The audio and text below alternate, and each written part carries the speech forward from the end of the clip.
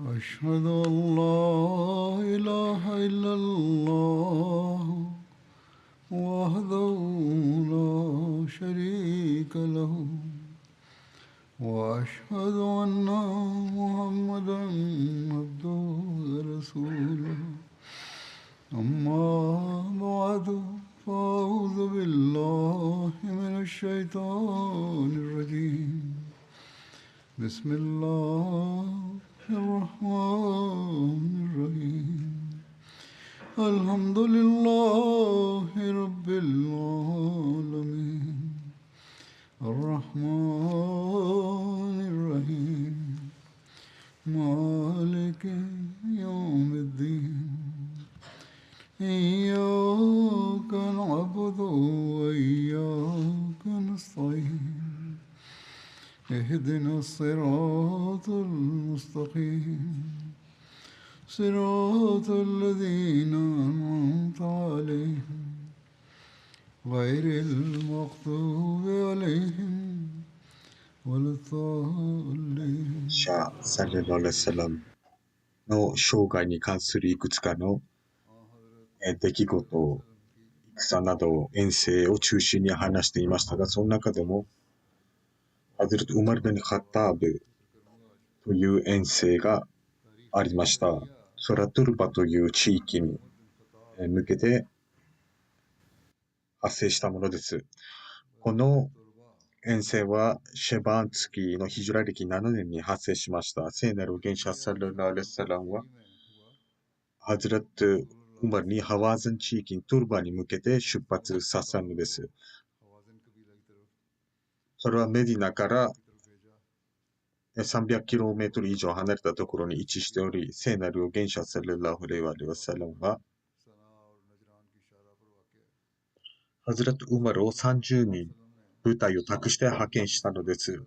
この部隊を派遣した理由は、聖なる預言者サルラーレサランは、トラバの部族が、イスラムに対する様々な策謀をしていたという情報を受けたので、ハズラト・ウマルと共に出発し、教友たちは、昼間は隠れて夜中旅を続けました。トロバーの部族はムスリムたちが到着する前に、逃亡しました。その地域についてもそこには誰もいなく、彼らは山の、頂上に隠れていたのです。ですから、ハズルト・ウマルは彼らの家畜などを、抑えて、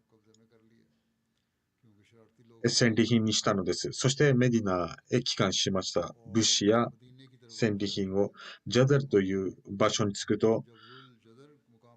これはメディナから6から7マイル離れた場所に位置していますが、そのヘラール族の人物がハズルト・ムーズに尋ねました。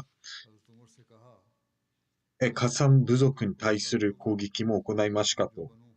彼らは、干ばつのために別の地域に移ってきていると。聖なる預言者、ハズルトマルはこう言いました。聖なる預言者は私にそんなことは命じていません。私はトラバの場所へ行き、そしてハワーザンと戦うことを命令されたのです。そう言ってハズルトマルたちはメディナへ帰還したのです。なぜかというと、ハワーザン族が様々な策略や策謀をしていたので、人々の中にはイスラムに対して、ムスリムたちは、意味もなく攻撃したと言いますと非難しますが、それはこの伝承によって否定されます。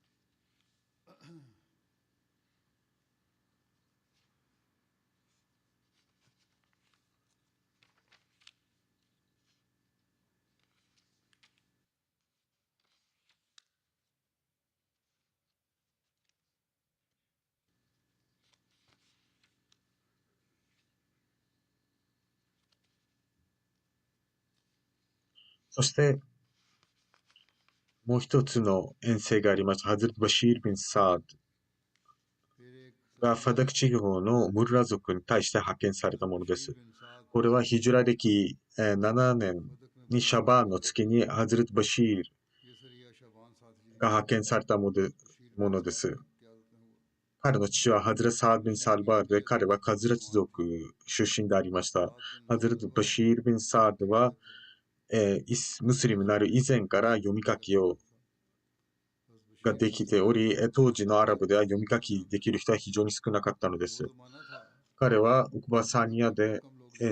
ムスリムに入信しました70人の他のアンサールと共に、バドルの戦い、オホドの戦い、塹壕の戦い、堀の戦いでも聖なる元首サラブラサラと共に参戦していました。ハズレット・ベシール・ベン・サードは、アンサールの中でハズレット・アブーバカルの手に、セキファ・バヌ・サイダでベートした最初のアンサールの教諭でありました。ハズレット・アブーバカルのカラファットの時代にヒジュラ歴12年に、ハズレット・ハリブン・ワリード、と一緒に戦に参戦しまして、そこで殉教しました。エンカタ・アミルの、これはクーファの近くにある場所であり、そこでヒジュラ歴12年、ハズレタ・ブーバカルのカラファット時代にムスリムたちはその地を征服しました。この、遠征について話を戻すと、その詳細は、聖なる元首サルラルサラムは、ハズレット・バシール・ビン・サードに30人の教諭を託し、ムーラ族の方へ派遣したのです。このファダクの場所はメディナから6日の行程にある場所であり、前述したように聖なる元首サララサラムは、これらの遠征や部隊派遣などは、そのいくつかの部族がムスリムに対して何らかの計りをしようとしている時だけのみに部隊を派遣しました。ある羊飼いに会い、途中でムラ族について尋ねると、その羊飼いはその谷に住んでいるという情報を得ました。それと聖なる元首、その部隊は羊などを戦利品としてメディナへ帰還したのです。それとその羊飼いはムスリムたちがそのように物資を取っていったということを広め、それとムスリム勢は夜中ムラ族と対峙し、そして彼らは大軍を率いてこの部隊を攻撃したのです。一晩中彼らは矢で応戦し、教諭たちの矢は打ち尽くしました。朝になると、ムラ族は再びムスリム勢を攻撃し、ハズレット・バシールの、部隊の人たちは殉教し、ハズレット・バシール自身勇敢に戦いましたが、負傷して、倒れてしまったのです。そして人々はハズレット・バシールも殉教したと思っていましたが、ムラ族はその羊たちを取り戻し、そのムスリムたちが戦利品として手に入れたものを、部隊全員を、討ち取り、羊も取り返したので、ハズレット・バシールは一晩中そこにいましたが、なんとか自身を起こし、ファダックへ行き、ユダヤ人のところに数日間とどまり、傷が良くなるとメディナへ帰ってきたのです。また、ハズレット・ガリブン・アブドゥラ・レシがマファーの地域に送られた遠征があります。これはヒジュラ歴7年のラマダンの月に発生し、ハズレット・ガリブン・アブドゥラ・レシはヒジャーズ出身の教諭であり、メッカ征服時にもそこにおり、聖なる元首サルラサランは、メッカ征服前に諜報活動として送られました。一つの伝承によりますと、カーツィアの戦いにも参戦したということです。イブネサーという歴史家によりますと、聖なる元首サルラサランは、ハズレット・ガレボ、アワール族、そしてアブドゥ族に対して派遣し、彼らはメーファという地域に住んでいました。これはナジェットの方向にメディナから96マイル離れたところにしています。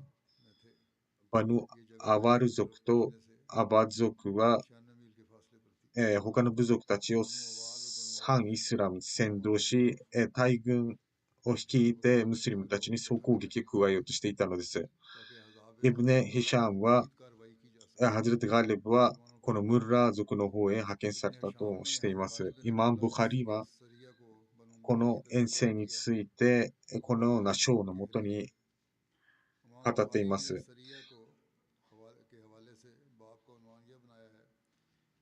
聖なる元首アサルラサラムはハズレット・ウサマ・ベンゼードをジャヘナの地域に派遣したという説があります。これによると、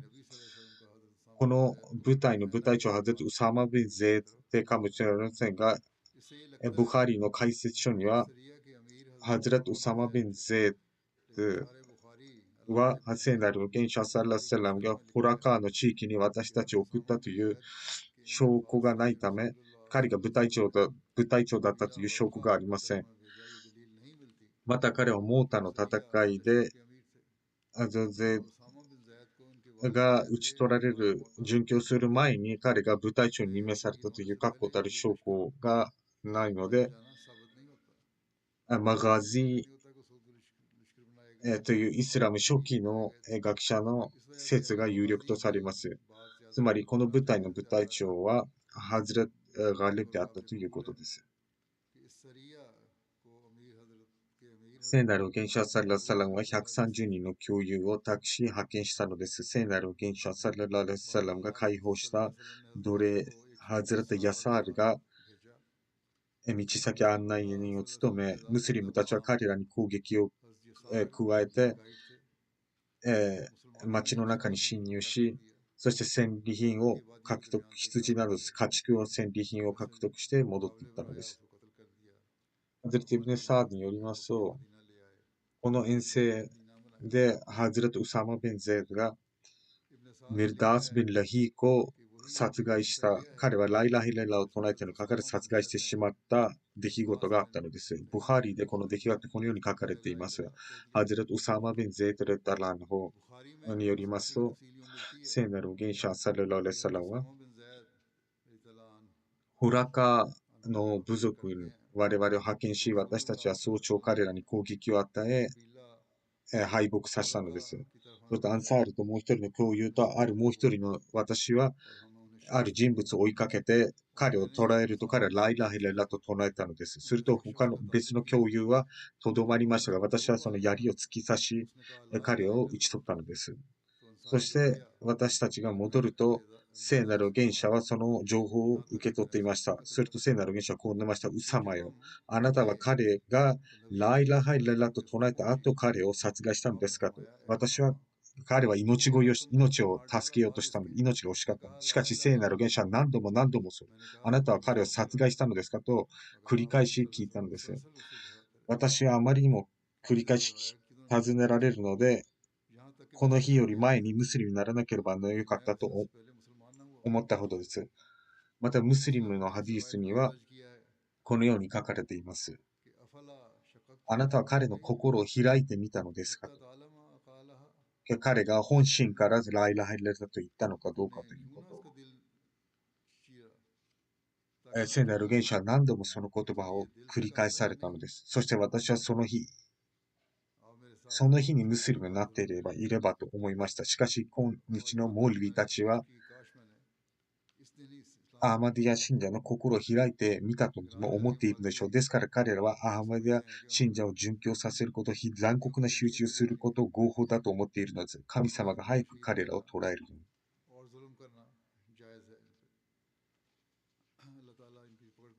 そして別の伝承によりますと、聖なる元首サルラルサラムは、メルダースの家族に、償い金を払い、彼の富を返還したということです。そのライラヘレラと唱えて、彼は戦闘していましたが、彼はライラヘレラを唱えたので、彼を殺害してはならず、その償い金を払うことにしたのです。そしてあなたが得た戦利品を返すように述べたので、ハズル・ムスリムラダのはこの出来事を述べています。聖なる元首サルラー・サランは常にシェリアのルールを施行するようにと言っていたの。それに従うように、実践するように言っていたのです。つまり心の中は誰も知らないので、ある戦いで、道中ある偶像崇拝者がずっと隠れていて、誰かムスリムを発見すると、そのムスリムに攻撃し殺害していたという人物がいました。ハズル・ウサマ・ザ・ゼードは彼を追いかけて、そして彼を捕らえたのです。そして彼を討ち取るために剣を振りかざすと、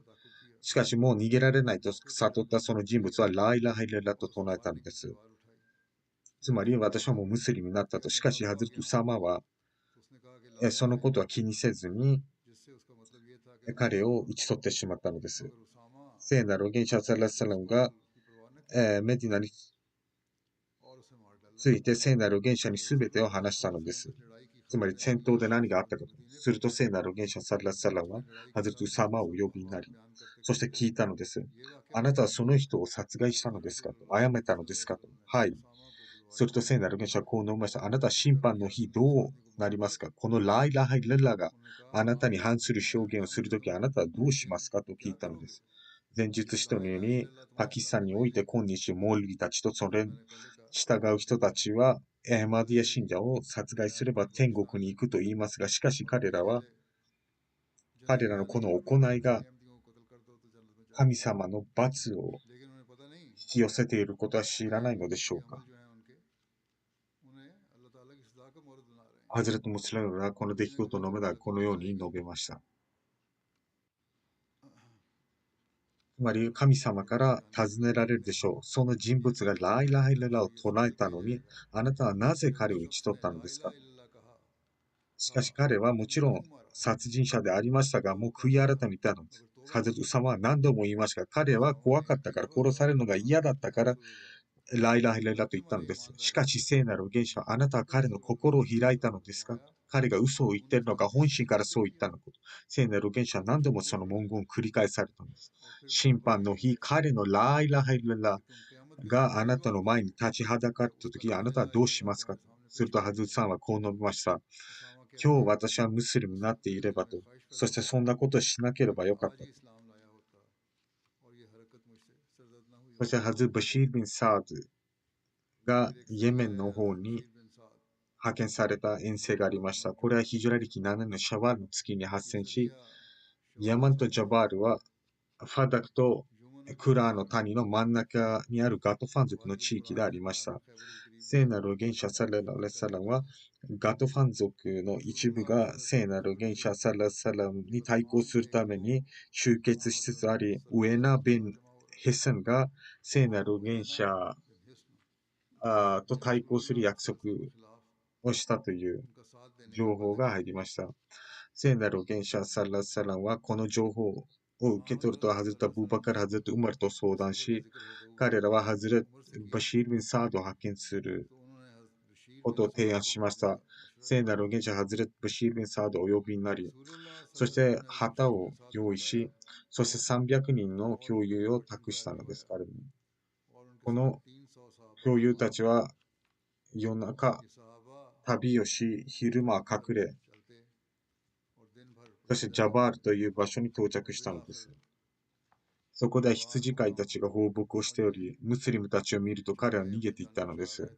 そしてガットファン族にムスリム勢がやってきたことを知らせ、彼らは家畜などを放棄して高地に避難したのです。その中で2人が捕虜となったのです。共有たちは家畜やラクダたちを戦利品とし、そしてメディナへ帰還したのです。この2人の捕虜はメディナにムスリムとなり、そして聖なる元者サラサラこの2人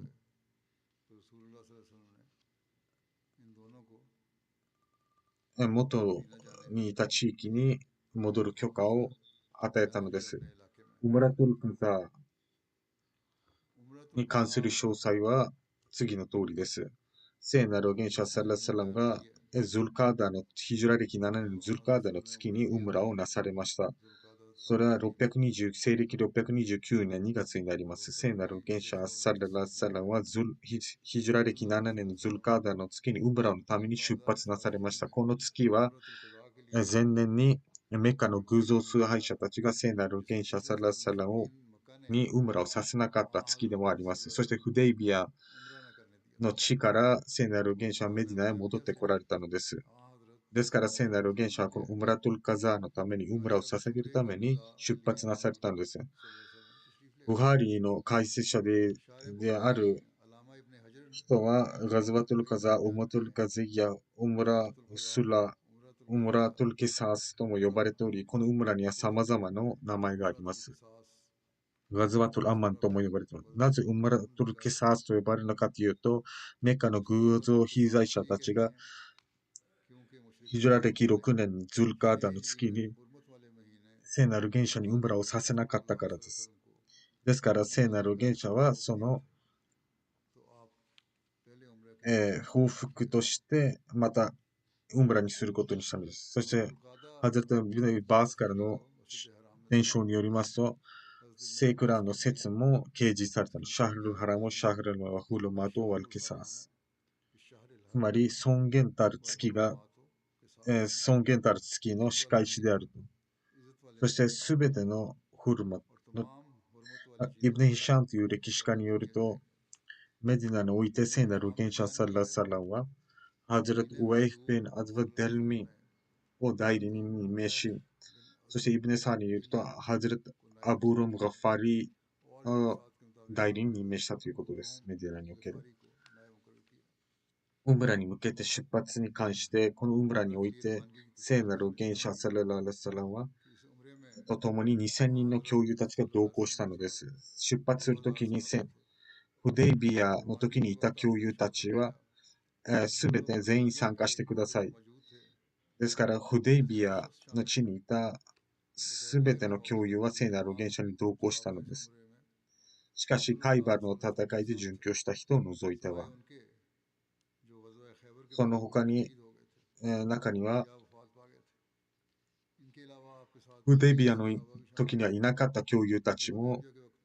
参加しました。クルバーニーのためには60頭のラクダがおり、すべてのこの犠牲用のラクダにはその首飾りをし、ハザル・ナジア・ビン・ジャンデルがその管理に任命されました。ズル・ホレファ、つまりメディナから6マから7マイル離れた集落に到着すると、100機の騎馬隊を先遣隊として派遣し、ハザル・モハンマド・マスラマがその部隊長でありました。聖なる預言者は鎧、武器、剣、槍なども携帯していました。つまり武器も先に託したのです。そしてハゼル・ブシール・ビン・サードがその管理に任命されました。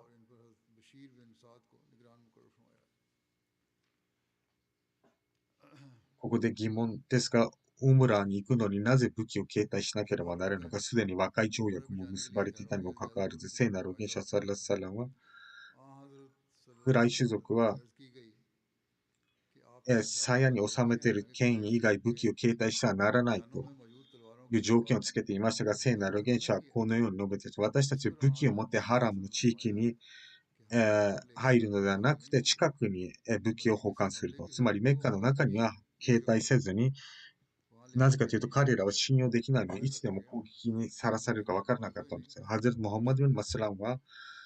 騎馬隊を引き継いである場所に到着し、そこで暗い種族の人々と会い、そして彼らに、聖なる元首サララサランは明日この場所に到着すると。そしてその人々は暗い種族のもとへ行き、そのことを話したのです。そして暗い種族の人々は震え上がり、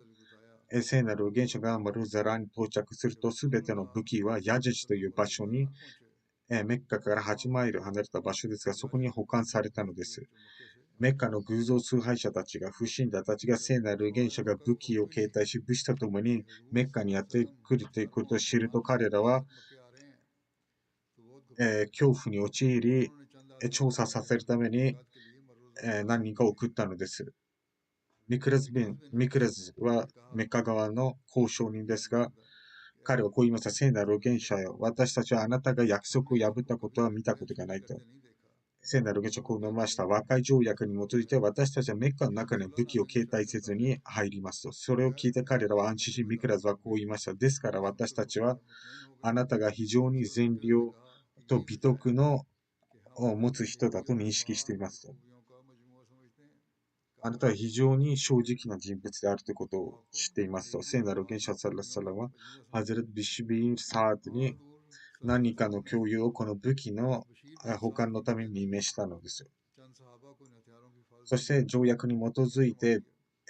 鞘に収められた以外の剣以外は何もありませんでした。聖なる預言者は共有たちと共にタクビールをしながらハラムの方へ行き、そしてクルバーニ用の動物はドルタワーに送り、それはカーバ神殿から0.5マイル離れたところにあり、聖なる預言者はある山から、不純という山から、メッカから1.5マイル、キロメートル離れていますが、そこからメッカへ入ったのです。ハズタナスによりますと、聖なる預言者サララサラはウムラトルカザーの時メッカを入り、そしてハズルタ・アブドゥラビン・ラワーが先頭を歩いており、そして彼はこう言っていました。不信者たちの子孫らよ。聖なる預言者のために道を開けなさい。私たちはあなたを、私たちはあなた方を乗っ取ると。そしてあなたたちに打撃を加えると言いました。ハズトゥマラこう言いました。イブネラワオ、聖なる預言者の前で、そしてアッラーのハラムの中でそのような詩を読むのは良くないと。それは間違っていると。聖なる預言者はこう言いました。ウマリをほっときなさい。この言葉は矢以上の効力を持つと。また別の伝承には、ハズレト・ウマルがアブドゥラ・ビン・ラバーハこの詩を読むことから止めたとき、聖なる預言者サラッサラはハズトゥマルにこう言いました。ウマルよ。私は聞いていますと彼が何を言っているのか。するとハズレト・ウマルは静かにし、そして聖なる預言者サラッサラはハズレト・アブドゥラ・ビン・ラバーにこう述べました。代わりにこういう詩を読んでくださいと。つまり相手を怒らせるのではなくて、このような詩を読む。ライラハイレラフ、ワーダウナサラアブダフ、ワーザジャンダフ、ワハザマラザーブ、ワーダフ。つまり、アルラの他に神はなく、彼は唯一にして、彼は自分の従者を助け、そして、その集団に尊厳を与え、敵を打ち負かした。この出来事をハズル・ムスリムラザラもハイライトしており、そのマラウ・ザハラーに到着したとき、これはメッカから少しばかりが離れているところですが、条約に基づいて聖なる現象は武器、物資などはそこに、保管し、そして共有たちとともに条約に基づいて、鞘に収められている剣だけを携帯してハラムの地域に入ったのです。つまり7年、メッカから出て7年、初めてムハジルンたちがメッカへ入ったのです。彼らはひどい長く続いた迫害を思い出して、メッカで受けていた迫害を思い出すと同時に、神様がまたカーバ神殿にウムラすることができる祝福を喜びながら入ったのです。メッカの人々は山の頂上へ登り、ムスリムたちを見ていました。ムスリムたちはその時、彼らに対して神様がまた私たちにメッカへ入る機会をくださったことを見せつけたかったのです。アブドゥラビン・ラワハはこの時、戦の詩を読み始めましたが、聖なる預言者はすぐに彼を止めて、このような詩を読むのではなくて、こう言いなさい。アルラの他に神はなく、そしたアルラこそがその預言者を助け、そして信者たちの屈辱から栄光を与えたと。そして神が敵を敗走させた。ハズレト・イブネ・アビ・オファによりますと、聖なる預言者アッサラさんがウムラをなさったとき、メッカの偶像崇拝者たち、若い偶像崇拝者たちから守っていたのです。つまり、その教友たちは聖なる預言者アッサラさんの警護をしていたのです。誰かが危害を加えないように。聖なる預言者アッサラさんがメッカへ入ると、何人かのメッカの偶像崇拝者たちが、不信者たちが、聖なる預言者への敵意を抱いたため、聖なる預言者と教友たちがカーバ神殿をタワーフしているのを見ていられなくなったために山の頂上へ逃れていったのですが、何人かはダール・ナドアに、行き、そこで、ムスリムたちを嘲笑い始めたんです。ムスリムたちはなんでタワーフをしているのかと。なぜかというと、メディナの飢饉が彼らを痩せ細させたと。聖なる預言者は、腕や他の彼の一部が神様の慈悲があるように、この偶像崇拝者たち、不信者たちの前で神がその力を示すように、そして聖なる元首サラサラは、教友たちと共にタワーフをはじめ、カーバ神殿のタワーフをはじめ、最初の3つの、州は、胸を張って歩き、決して自分たちが弱っているところを見せつけなかったのです。ブハリからの伝承によりますと、ハズルイブネアバースはこのように述べています。聖なる元首サラサラムと教友たちは、カーバ神殿へ到着すると、偶像崇拝者たちは、あなた方のどうやらメディナの干ばつが彼らを弱らせていると。聖なる預言者は私にこう命じました、教友たちに。最初の3つの州は走ってするようにと。これはアラビア語でラマルと呼ばれていますが、つまりカーバ神殿のタワーフ、最初の3つはそのラマルをするように命じられたのです。教友たちにはつまり7州全部を走るようにとは命じなかったので、ハズティブネアバースによりますと、聖なる預言者サラララサラ、サファーとマルワの間を走って往復し、偶像崇拝者たちに自分たちの力を誇示したのです。また別の伝承によりますと、聖なる預言者サラララサラは、伝承によりますと、聖なる預言者サララサラは、サファーとマルワの間を動物に乗ってしたとされていますが、マルワの近くでムスリムたちはクルバーニをし、そして聖なる元首サラサランは教友たちやジャージのところに派遣して武器が保管されているところで、その交代でして、最初からそこにいた人たちが武器庫の管理をしていた人たちが、次はウンブラをできるように別の教友たちをそこに派遣したのです。その際、聖なる元首サララさんハドルメムーナと結婚なされました。その詳細については、この旅において、聖なる預言者はメムーナ・ビンテ・ハリスと結婚なされ、この婚姻はハズレット・アバースの仲介によって行われました。ハズレット・メムーナは自分の姉ハズレット・ウメ・ファザルに自分の婚姻を託しており、彼女は聖なる預言者の叔父であったハズレット・アバースの奥方であったのです。ハズレット・アバースはその人の結婚を聖なる預言者サラサラムに年、そしてハズレット・ムスリムを入れたのはこの出来事について、ハズレット・アバースの妻の妹であった人は長い間未亡人でありずっとメッカにいたのです。そしてハズレット・アバースは彼女が聖なる預言者に嫁ぐことを望まれて、彼女もそれを受け入れて聖なる預言者もそれを受け入れたのです。聖なる預言者サラサラはメッカに3日間とどまり、そして3日目になるとクライ種族はフエテ・ベン・アブドゥル・ウザをクライ種族の何かとともに聖なる預言者のもとへ送り、クライ種族のこの人たちはハズレット・アリーのもとへ行ったという説もありますが、つまりもう3日過ぎてしまったと、決められた期限が過ぎたともう帰るようにと促したのです。それに対して聖なる元首サラサラは、もう少しばかりがとどまっても何の害もないでしょうと。私たちは結婚の式を行うため、私たちはあなた方も招待したいと。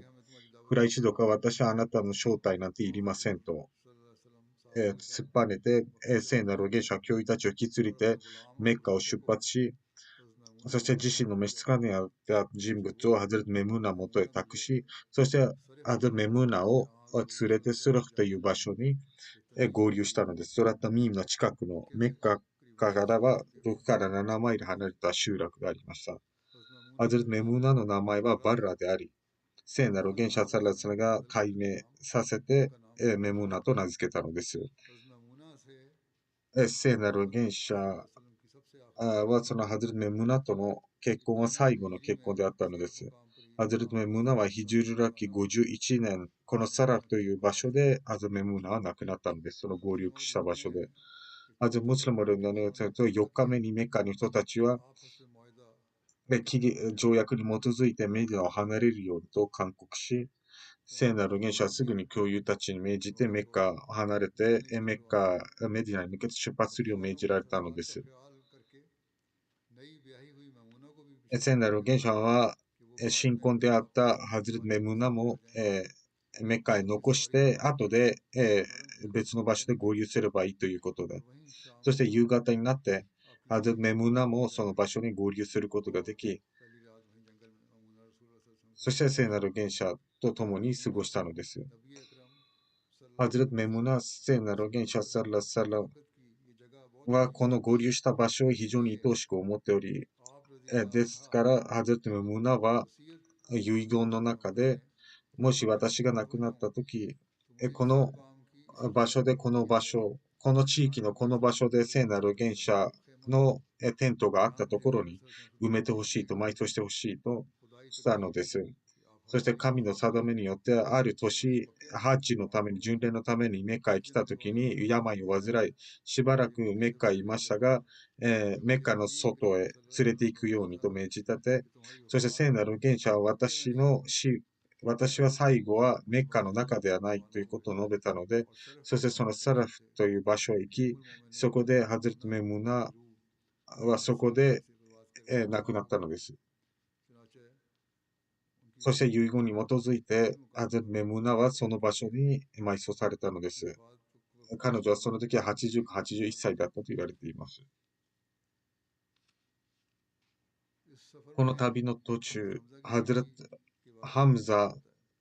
の即女の出来事もあります。ハズレバラーによりますと、聖なる元者サラサラムがメッカを旅立つとき、ハズレハムザの娘が聖なる元者のもと、私のおじよ、私のおじよとやってきたのです。それでハズレタリーは彼女を抱き上げて、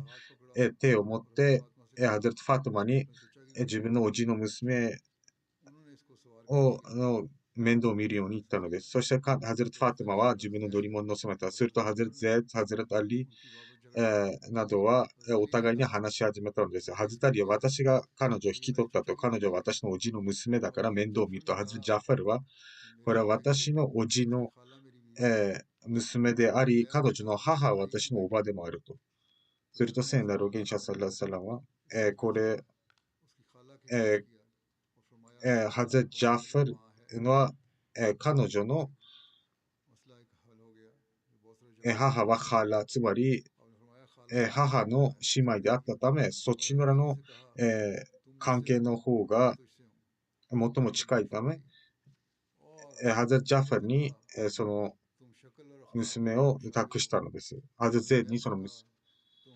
そして一人一人に、褒めの言葉をかけたのです。ハザタリは、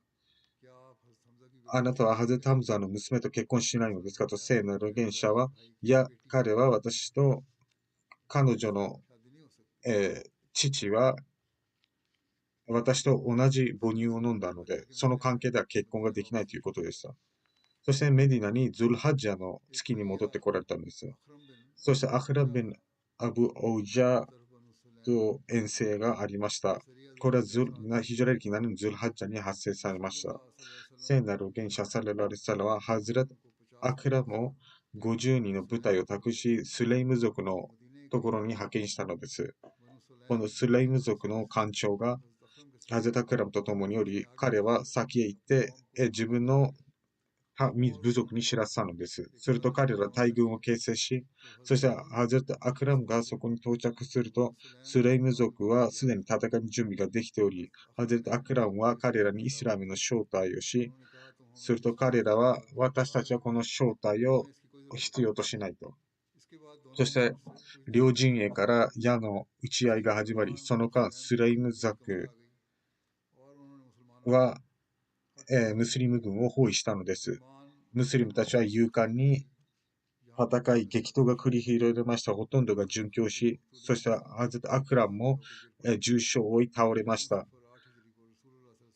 そして彼はまた、ヒジュラ歴8年のサファルの月に戻ってきたのです。また、ハズレット・ガレブがカディという場所に送られた遠征もあります。聖なる預言者サラサラハズレット・ガレブをヒジュラ歴8年、ムナウワ族の方に派遣したのです。ムナウワ族はカディに住んでおり、カディードはメディナから200キロ以上離れた場所に位置しています。ブハリによりますと、ウスタートクデーの真ん中にある泉だとしています。また別の伝承によりますと、聖なる元首アサラはハズレット・ガーレを15人の教諭を託し部隊を派遣したのです。ハズレット・ジュノブ・ビン・マキーフからの伝承によりますと、聖なる元首アサララサラは、ハズレット・ガーレベン・アブドゥラにの部隊を送りました。そこに私も参加しており、私たちは出発して、そしてカディーに到着すると、イブネ・バルサ・ハリス・ベン・マリク・アレシに会い、私たちは彼を拘束し、彼は私はイスラムを受け入れるために出発していたと。そして私は聖なる元首のもとへ向かっていると。ではあなたはイスラムに入信するために旅をしているのであれば、1日ほどの工程が増えたとしたら何の問題もないと。しかし他のことを考えているのであれば、それを私たちは探ることができると。そして私たちは彼を拘束し、そしてスウェーベン・マンハルに彼を託したのです。そして私たちは出発して、夕方、エカティに到着したのです。そして私たちは谷の端っこにいましたが、私はある丘に行き、そこから彼らを見たのです。そして私がその丘の上に上げて頭を上げると、そして腹ばいになって見ていたのです。それとある人物が私を発見し、矢を放ったのです。そして私にそれを直撃し、そして別の伝承にありますと、額に当たったという説もあります。しかし私はそのままじっとそこにおり、2発の矢が放たれると私の肩に当たり、私はそれも引っこ抜いて捨てました。しかしそこから離れることはしませんでした。つまり何の同行もしなかったのです。そしてそれはテントに戻っていき、しばらく見てから彼らが眠った時、朝ファジャルの時間帯に彼らを攻撃し、そして彼らの戦闘員を討ち取り、そして他の人々を掘り落とし、家畜も戦利品として獲得したのです。すると別の敵部隊がやってきて、私たちは彼らに戦うことができなかったのです。私たち勝ちを聞き連れて移動していました。そしてイブネ・バルサーとその仲間たちの前を通ると、私たちはその二人も引き連れて敵たちが私たちに接近し、そして彼らと私たちの間には一つの谷しか残ってなかったのですが、神様が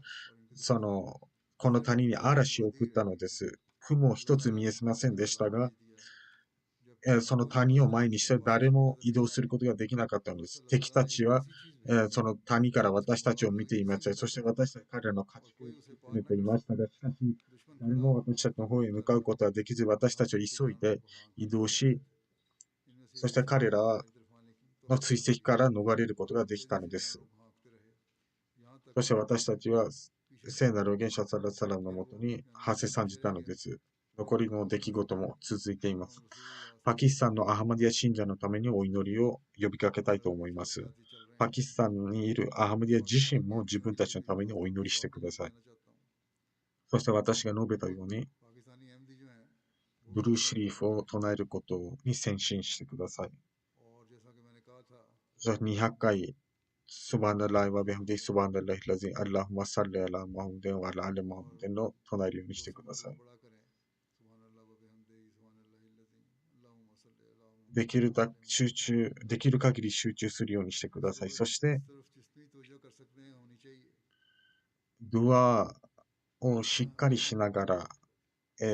ドアに集中することによってこそ、私たちは成功を得ることができます。するべきほどのお祈りは今されていません。ただただ口先だけで私に書く人もいますが、手紙で。お祈りだけではどうにもならない。私たちは他に何かをすべきですか？他に何をすべきでしょうか？私たちの武器はドアだけです。約束されたメシアの多くの引用を私は紹介しました。お祈りは何の効果もないというのは間違った考えです。お祈りこそが私たちに成功をもたらします。どうか神様が皆さんにその機会を与えてくださいますように、そして私たちがしかとお祈りをすることができるように。もし私たちが अदा करने वाले बने। お祈りでは何もならないと。これは、間違っ अगर た ये कह दें 考え方です。ですから、イスタグファールをたくさんしてください。 अदा नहीं करना तो ये गलत शिकवा है जो 本 हमारे 日、पास है। カラチでもある事件が起こり और ました。 इसकी 過激 सफाई 派た करनी ちが、 चाहिए हमें। 彼ら、彼らはイ वहाँ ス के ラムと言っていますが、 बागिया कारतूस में た वो だただ過激 बेईमान 派な人たちであ हरकतें り、करते हैं। アハマディア हम の इस्लाम モ को スクを कायम 襲 रखने 撃し、 वाले 一 हैं। 人のアハマディア信者が殉教しました。まだ詳細を受け取っていませんが、詳細が受け取ったとき、私は述べたいと思います。どうか神様が一刻も早く तफसील तो अभी こ नहीं の आई, 残酷な人たちを इसी 捕らえ महीने るよ तो うに。जान भी हो जाएगी इंशाल्लाह। अल्लाह ताला इन जालिमों की पकड़ के जल्द समान फरमाए।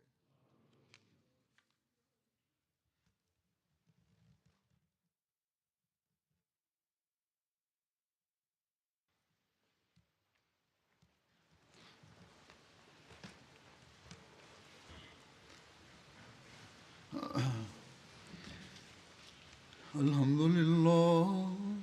الحمد لله نحمده ونستعينه ونستغفره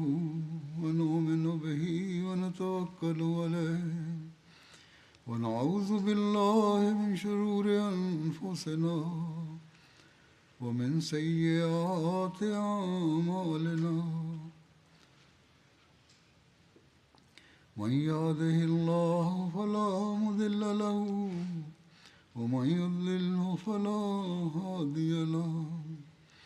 ونشهد أن لا إله إلا الله ونشهد أن محمدا عبده ورسوله عباد الله رحمكم الله إن الله يأمر بالعدل والإحسان وإيتاء ذي القربى